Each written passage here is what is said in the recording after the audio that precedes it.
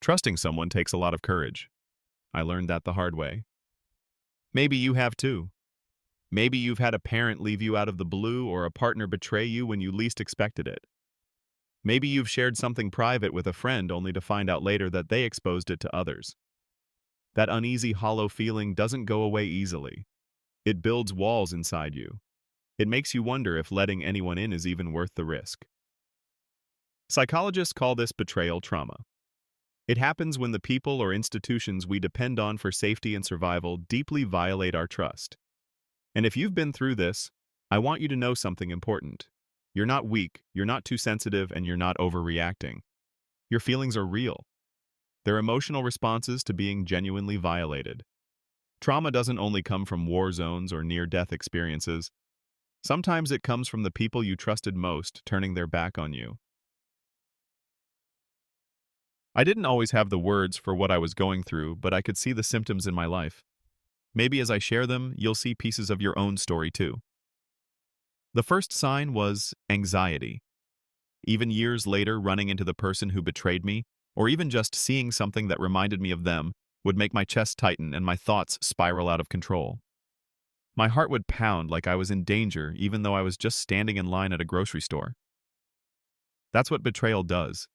It tricks your brain into reliving the fear long after the event has passed. The second sign was avoidance. I deleted photos, cut off conversations, and avoided people or places that reminded me of the betrayal. At first, it felt like I was protecting myself, but in reality, I was just burying my pain. Every reminder became a trigger, and I realized that running from it didn't free me. It only chained me more tightly to it. The third sign hit me the hardest: trust issues.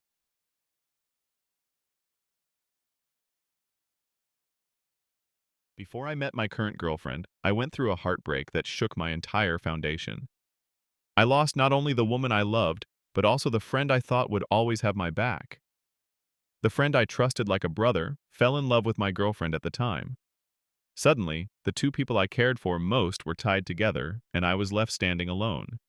It felt like the ground collapsed beneath me. Every memory became tainted. I kept asking myself, how could he do this? Was I not good enough? Did I mean nothing to either of them?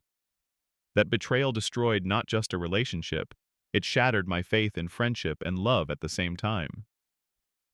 For months, I walked around with this ache inside me, questioning every person I met. Even when someone was kind, I scanned for hidden motives. That's the cruelest part of betrayal trauma. It makes the whole world feel unsafe.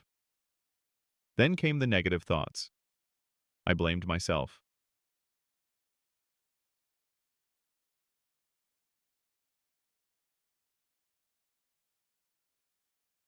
I thought maybe I wasn't attractive enough.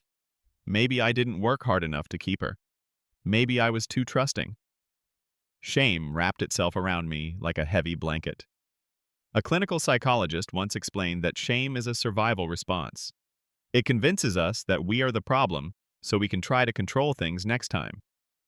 But the truth is, the betrayal wasn't my fault. And if you've been through something similar, it wasn't yours either. The fifth sign was withdrawal. I started pulling away from everyone, even people who genuinely cared for me. It felt safer to isolate myself than to risk being hurt again. But isolation is tricky. It feels protective, but it actually deepens the pain. By cutting myself off from others, I cut myself off from the very support I needed to heal. And then there was rumination. I couldn't stop replaying the story in my head. I imagined different endings. What if I had done things differently? What if I had fought harder? What if I had seen it coming? I scrolled through old photos, held onto old messages, and tortured myself with what-ifs. But here's what I had to learn the hard way. Closure doesn't come from finding every answer. It comes from deciding that you don't need every answer to move forward. Not everyone experiences betrayal trauma in the same way. Some of you may relate to one of these signs, others to all of them. But if these patterns are interfering with your life and relationships, please know there's no shame in reaching out for help. Talking with a therapist was one of the turning points for me. For the first time, I didn't have to carry the weight alone. There's a quote I hold close. Everyone suffers at least one bad betrayal in their lifetime. The trick is not to let it destroy your trust in others. That line used to make me angry. I thought, why should I ever trust again? But over time, I realized something. Yes, trusting again is scary. Yes, opening up feels like standing at the edge of a cliff. But trust is also the seed of love, connection, and healing. Without it, we might be safe, but we'll also be alone. So I want to ask you, have you ever shut down after a betrayal? What helped you take even the smallest step toward trusting again? Share your story in the comments. I'd love to hear it. And if this video resonated with you, please like, share, and subscribe to Hi Day Psych. If you want to explore more about how unresolved trauma shapes us, check out our video 7. Signs you're not a bad person. It's your trauma. Because healing doesn't mean forgetting, it means reclaiming your life, one act of trust at a time.